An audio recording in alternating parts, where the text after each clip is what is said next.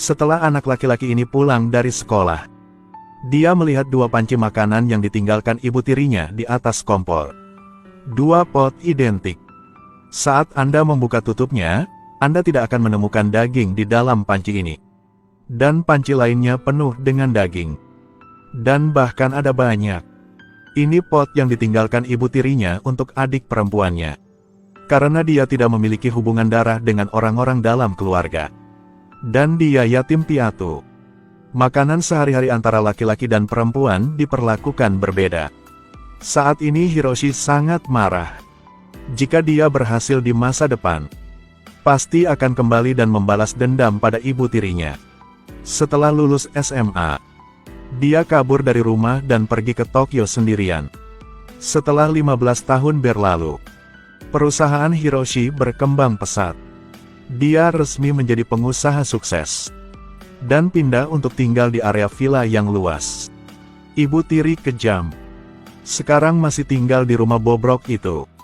Selama bertahun-tahun, Hiroshi sudah makan banyak makanan enak. Tapi dia hanya ingat keahlian memasak ibunya. Terutama semur kentang. Tapi ibunya sudah lama meninggal. Keinginanmu ini tidak akan pernah terwujud di masa depan. Hiroshi dengar ada toko yang menjual makanan ini di Jalan Kyoto. Restoran kecil bernama Kamogawa Sokudo. Toko sangat berdedikasi untuk melayani pelanggan. Bapak Nagare ini bertanggung jawab menyiapkan hidangan. Dan Putri Koichi akan membantu para tamu menemukan rasa kenangan lagi. Tamu yang datang ke sini tidak akan bisa memesan makanan. Semuanya diatur oleh Nagare, itu bunga kayu. Pak Tua membawakan makanan, termasuk sayuran hutan hijau, ikan mas musim semi, salmon panggang dengan saus, semur tuna dengan rumput laut. Selain itu, ada daging sapi gulung untuk bermalam. Baki makanan yang dibuat dengan cermat ini, Hiroshi perlahan akan menikmatinya. Setelah makan, pria itu pergi ke lantai 2 toko. Di atas adalah tempat bagi semua orang untuk mengagumi foto makanan yang diambil dari pemilik restoran. Dia merasa sangat dikagumi. Untuk dapat menemukan rasa dalam memori, Hiroshi memberitahu Koichi bahwa hidangan telah membuatku ingat selamanya dalam ingatanku. Ketika masih kecil, dia sangat suka sup kentang buatan ibuku. Sayangnya setelah itu semuanya berubah. Hiroshi besar di pedesaan. Keluarga terkaya di desa. Ibunya meninggal saat dia berumur 5 tahun.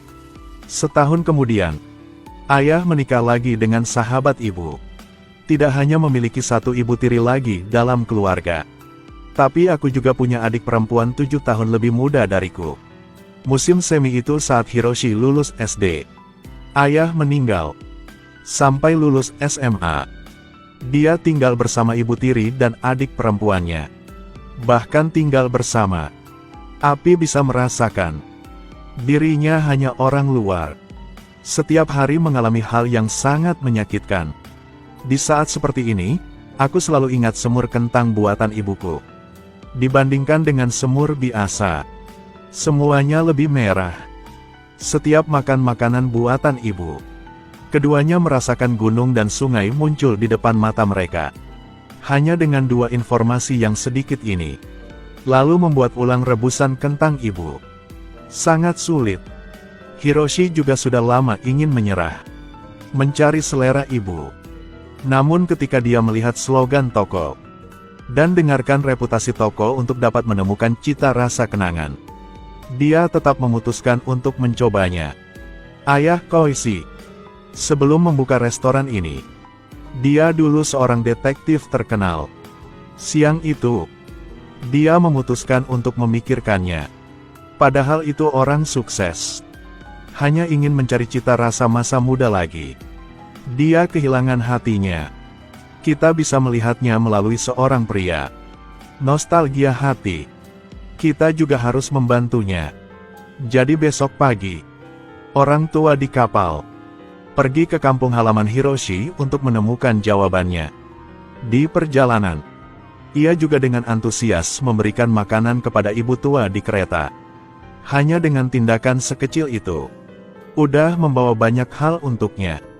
Dengan bantuan orang tua, dia belajar cara merebus kentang di sana. Sayang sekali dia pergi sehari. Juga tidak bisa menemukan gunung dan sungai yang dibicarakan Hiroshi. Sekarang, dia mengikuti alamat rumah ibu tiri Hiroshi. Memutuskan untuk menemukan ibu tak berperasaan ini. 2 minggu telah berlalu. Hiroshi mampir ke toko seperti yang dijanjikan. 2 ayah dan anak lelaki tua itu melayani dengan sangat hati-hati. Dia membual itu. Rebusan kentang ini buatan tangan dia. Ini cara ibunya melakukannya. Ekspresi pria sangat rumit. Nasi panas, acar, sup telur. Semuanya sangat familiar. Tak disangka Pak Tua ini dapat mengetahui kebiasaan makan Anda lagi. Secara tak terduga dalam 2 minggu, ia telah mempelajari semuanya dengan sangat cermat. Dia mengambil sepotong dan memasukkannya ke dalam mulutnya. Rasa yang familiar. Lalu cicipi secangkir sup telur panas. Selera mereka akrab banget. Telur lunak meleleh. Pelan-pelan meneguk. Pria itu memiliki perasaan campur aduk di hatinya. Semur kentang ini amat sekali tidak sesuai dengan selera ibuku. Ini persis seperti metode ibu tiriku. Mungkin kamu melakukan kesalahan. Yang saya cari adalah selera ibu kandung saya. Setelah makan, siap-siap untuk pergi. Jadi ayah Koichi segera menghentikannya di depan pintu. Kalau ingat masakan ini rasanya seperti masakan ibu tirimu. Jadi kenapa kamu tidak duduk dengan sabar? Dengarkan aku. Bagaimana dengan semur kentang? Dia kembali ke meja makan. Ayah tua meminta putrinya mengeluarkan foto ibu tiri. 2 minggu yang lalu, aku mencari ibu tirimu. Adikmu sudah menikah. Dan dia masih tinggal sendirian di rumah itu. Hiroshi. Ketika aku memberitahunya tentang pencarian selera ibumu lagi, ia tidak mengatakan apa-apa. Berikan buku catatan ini dengan tenang. Hiroshi sudah kena sejak kecil. Ibu kandungnya menuliskan resep masakan favoritnya. Apa yang kamu suka dan benci.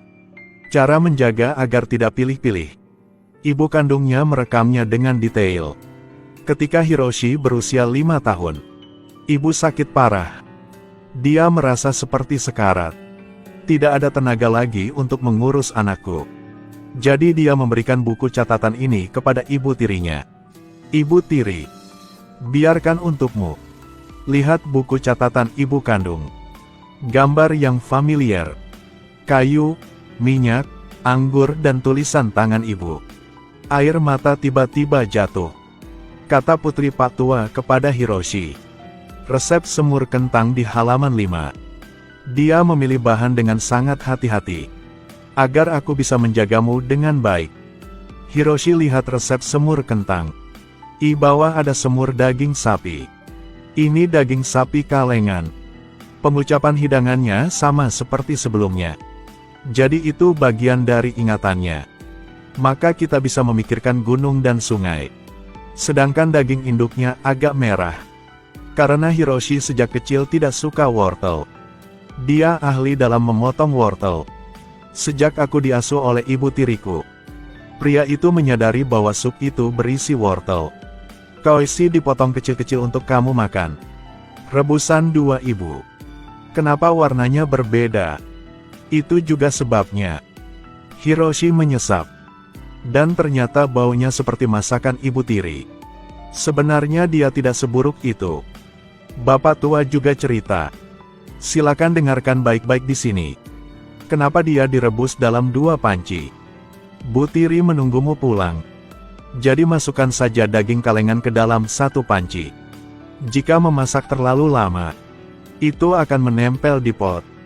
Ibu tiri tidak baik hati. Tapi dia tetap ingin memenuhi keinginan ibunya. 2 resep semur kentang ini. Semuanya direkam oleh 2 orang. Sekarang kamu sudah menjadi orang sukses. Ibu tirimu lebih bahagia dari siapapun. Dan jika setiap bulan, kamu mengirim uang kepadanya untuk menghidupi keluarganya, ia sangat bahagia. Hiroshi berkata dengan malu-malu. Kenapa dia tidak mengirim uang? Untuk Ibu Tiri dan saudara perempuan, harus tinggal di rumah kumuh itu selamanya. Dia naik dengan kekuatannya sendiri. Sekarang dia tinggal di villa yang pernah dia impikan. Padahal Hiroshi lulus SMA. Jangan pernah kembali ke rumah itu lagi. Tapi Ibu Tiri tetap datang ke kamarku setiap hari untuk bersih-bersih. Semua item itu, dia menjaga mereka tetap utuh. Dalam buku rumus ini, Ibu Tiri juga menambahkan banyak masakan. Sup telur dan acar ini, semua formula Ibu Tirinya ditambahkan. Kata Ibu Tiri, ketika tumbuh dewasa, tempat ini juga berubah. Ketika Hiroshi memecahkan semua kesalahpahaman bertahun-tahun yang lalu, dia menangis terseduh-seduh. Sebelum berangkat Patwa bilang begitu. Hiroshi, semoga kamu bisa mengembalikan notebook ini. Dapat dianggap sebagai keinginan saya selama bertahun-tahun. Setiap hidangan adalah nyawa yang dirindukan. Preferensi dan pilihan antar hidangan. Setiap kehidupan adalah cerita. Agar nanti saat kita berpikir kembali, kita akan menyadarinya. Ada banyak cerita yang telah menjadi masa lalu.